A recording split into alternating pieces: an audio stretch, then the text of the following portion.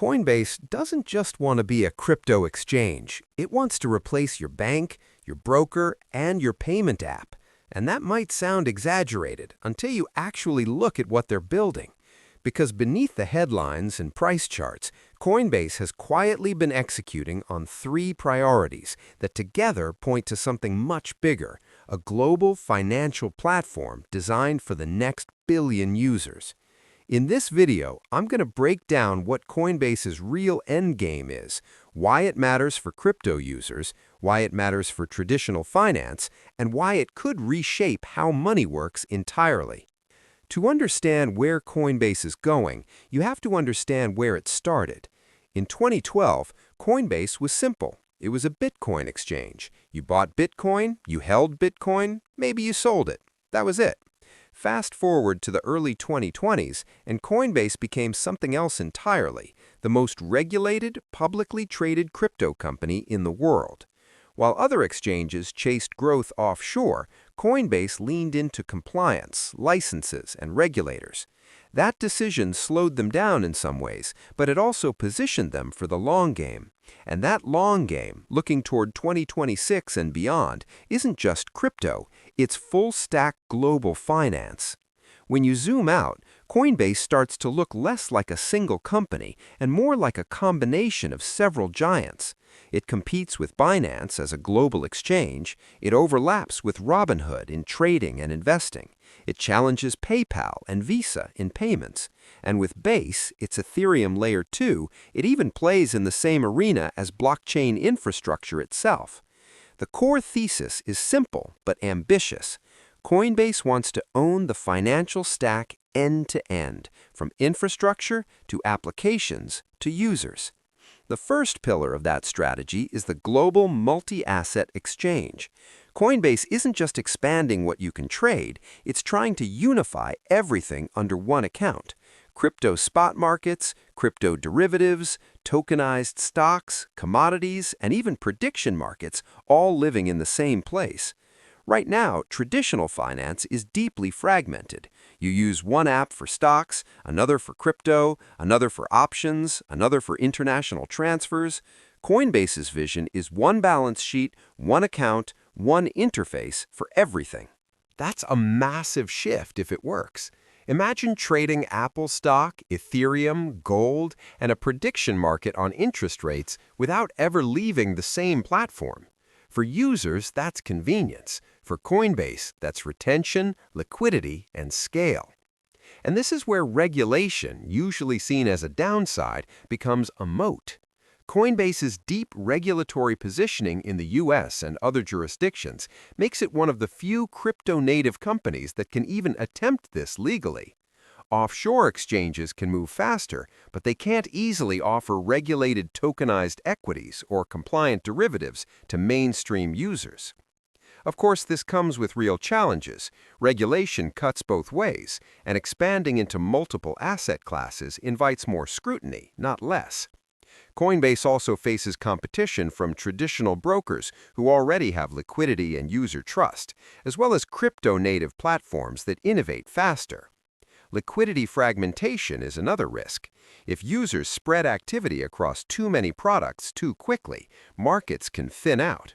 Still, if Coinbase succeeds, it becomes less of an exchange and more of a universal trading hub.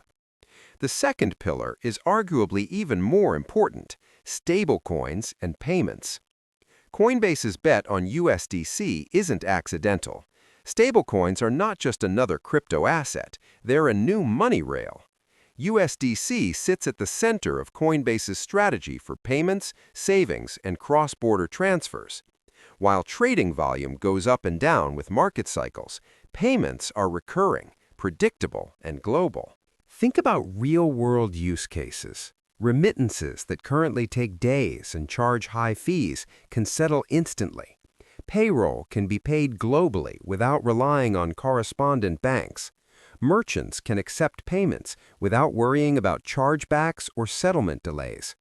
On-chain commerce becomes possible when money itself lives on-chain. In many ways, stablecoins are already doing what crypto originally promised, just without the volatility. This is why payments may matter more than trading in the long run. Trading is cyclical. Payments are daily life. If Coinbase can embed USDC into everyday financial activity, it competes directly with banks, card networks, and payment apps.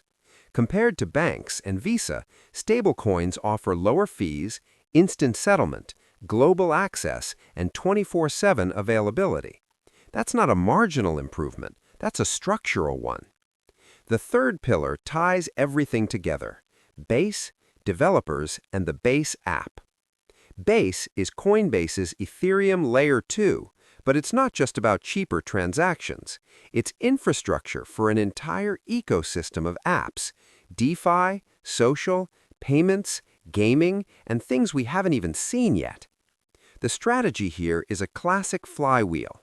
Developers build on Base because it's Ethereum compatible and backed by Coinbase.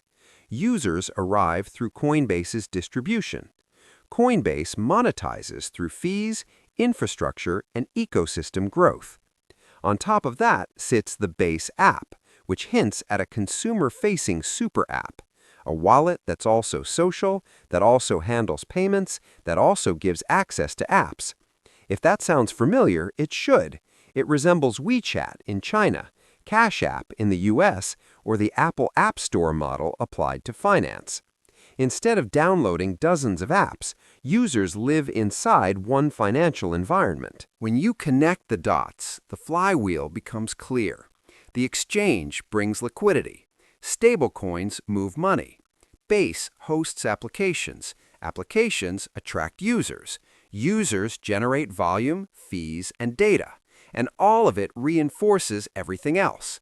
This is not a collection of random products. It's a system. But this strategy isn't without risks. Regulatory pushback is the biggest wild card. Governments may not want a single platform handling trading, payments, and infrastructure at global scale. Decentralized alternatives will continue to compete on openness and censorship resistance. Big tech could re-enter finance in a serious way. And there's a fundamental trust question. Will users be comfortable relying on one platform for everything?